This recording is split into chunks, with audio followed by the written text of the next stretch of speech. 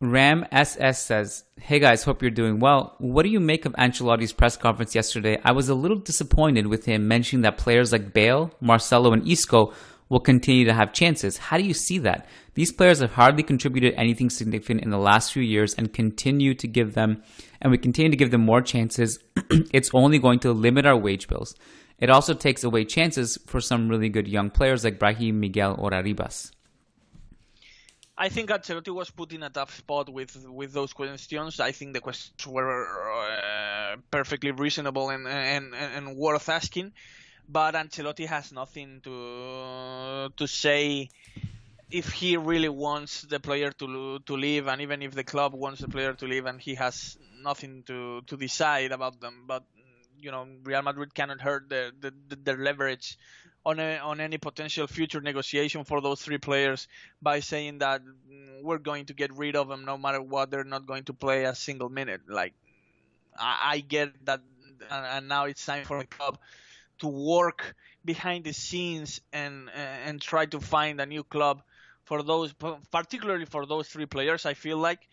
But Ancelotti has no choice but to say what he said last day. I feel like I think that he basically was put against the wall there because he cannot hurt the team's leverage with those three players if the team is really trying to move them away. Yeah, exactly. So there's a lot there, and I think you hit on most of the points. He also didn't say that they'll continue to have chances. He said basically that he has love for them, and something along the lines of like hoping that they can be motivated to do something next season or something like that. I think he's not going to say anything negative about them because that's just stupid. For two reasons. One is because there's no need to burn bridges for no reason, and two, you don't want to degrade their value either. So when Ancelotti says publicly that Gareth Bale didn't play much at Tottenham this season, but he's been incredibly efficient, that is a value boost. It's an easy thing to say that quickly does little harm to his value, and if anything, it boosts it. So I don't think it means that these three players will necessarily be in his plans. I will say, these three players cannot play but still be detriment to your books because they're not getting off the books until next summer.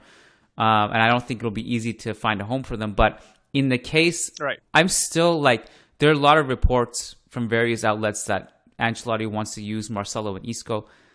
I just can't, I can see that being true about Isco to an extent. And I wouldn't be up in arms about it if Ancelotti was able to get Isco to play and play well. I just have I can't see Marcelo getting playing time. I'd be so surprised. No. I just can't see it. Because especially with Alaba here, we can say maybe Ancelotti doesn't know much about Miguel, in the press conference he also said he's aware of the Castilla players and he'll do all his due diligence. So I don't even think he would ignore Miguel anyway. But let's say even if he didn't rate Miguel for some reason, you still have David Alaba there. So I just feel like Marcelo just won't play much. Yeah, have trouble seeing that. Yeah, I agree because ultimately Marcelo right now, this version of Marcelo hurts your chances of winning the game. So, as you mentioned, I have trouble seeing Marcelo having any kind of role next season. But if Bale and Isco stay, I could see them playing minutes. I could see Ancelotti giving them some casual chances here and there, and in order for them to prove their worth, we'll have to wait and see. Question from Vasco Tochevsky. He says, what are your thoughts on the new Real Madrid shirts?